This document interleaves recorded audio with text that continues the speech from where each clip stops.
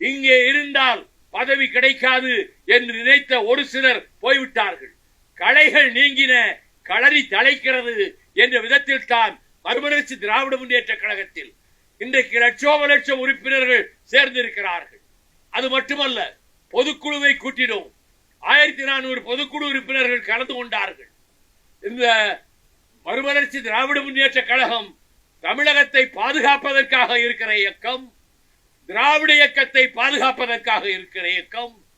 திராவிட முன்னேற்ற கழகத்துக்கு யாரேனும் தொல்லை கொடுக்க நினைத்தால் அதை தடுத்து நிறுத்தி தகர்க்கும் வலிய பாசறைதான் மறுமலர்ச்சி திராவிட முன்னேற்ற கழகம் என்ற விதத்திலே இந்த இயக்கம் பொதுக்குழுவை கூட்டி 1400 பொதுக்குழு உறுப்பினர்களை தமிழகம் பூராவும் 6 மாத காலம் தேர்தல் நடத்தி அதற்கு பிறகு பொதுக்குழுவை இங்கே ஒரு பெரிய கல்யாண மண்டபத்திலே நடத்தி அந்த பொதுக்குழுவில் நிறைவேற்ற வேண்டிய தீர்மானங்களை எல்லாம் நிறைவேற்றி இன்றைக்கு மறுமலர்ச்சி திராவிட முன்னேற்ற கழகம் தனித்துத்தான் இயங்கும். ஆனால் திராவிட முன்னேற்ற கழகத்துக்கு பக்கபலமாக உடனிருந்து காக்கின்ற அரணாக மறுமலர்ச்சி திராவிட முன்னேற்ற கழகம் இயங்கும்.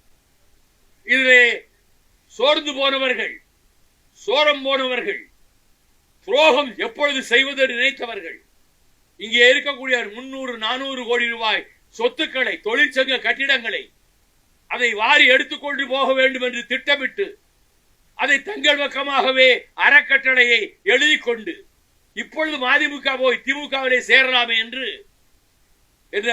போகாத ஊருக்கு இல்லாத வழியை சொல்லுகிற வேளையிலே 1-2 பேர், ஒருவர் தான் சொல்லிக் கொண்டிருக்கிறார்.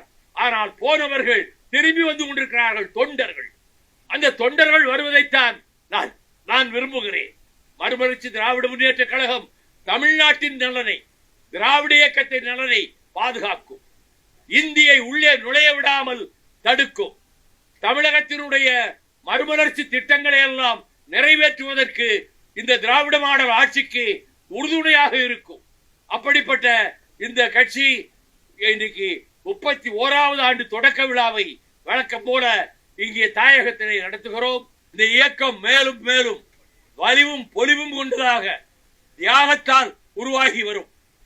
ஈழ தமிழர்களினுடைய விடுவுக்காக நாங்கள் பல உயிர்களை பலி கொடுத்திருக்கிறோம். ஈழ தமிழர்களுடைய விடுவுக்காக எண்ணற்றவர்கள் சிறை சென்றிருக்கிறோம். ஈழ தமிழர்களுடைய விடுதலைக்காக என் குடும்பத்திலேயே ஒருவன் தீக்குளித்து மாண்டான். சிவகாசி ரவி இளைஞரணி துணை அமைப்பாளர், அவர் தீக்குளித்து மாண்டான். ஆக உயிர் கொடுத்திருக்கிறோம், ரத்தம் சிந்தி இருக்கிறோம், கண்ணீர் சிந்தி இருக்கிறோம். இந்த இயக்கத்தை பாதுகாப்பதற்கு தேவையான அத்தனை காரியங்களையும் செய்திருக்கிறோம். இன்றைக்கு 31ஆம் ஆண்டு தொடக்க நாள் என்பதனால் இன்றைக்கு இங்கே வந்து இனிப்பும் இளநீரும் கொடுத்து எங்கள் தோழர்களை உற்சாகப்படுத்தி இருக்கிறோம். வருகை தந்திருக்கக்கூடிய பத்திரிகையாளர்களுக்கும் தொலைக்காட்சி ஊடக நண்பர்களுக்கும் நான் என்னுடைய மனமார்ந்த நன்றியை மறுமலர்ச்சி திராவிட முன்னேற்ற கழகத்தின் சார்பில், அதனுடைய தலைமை அமைப்பின் சார்பில் மகிழ்ச்சியோடு தெரிவித்துக் கொள்கிறேன்.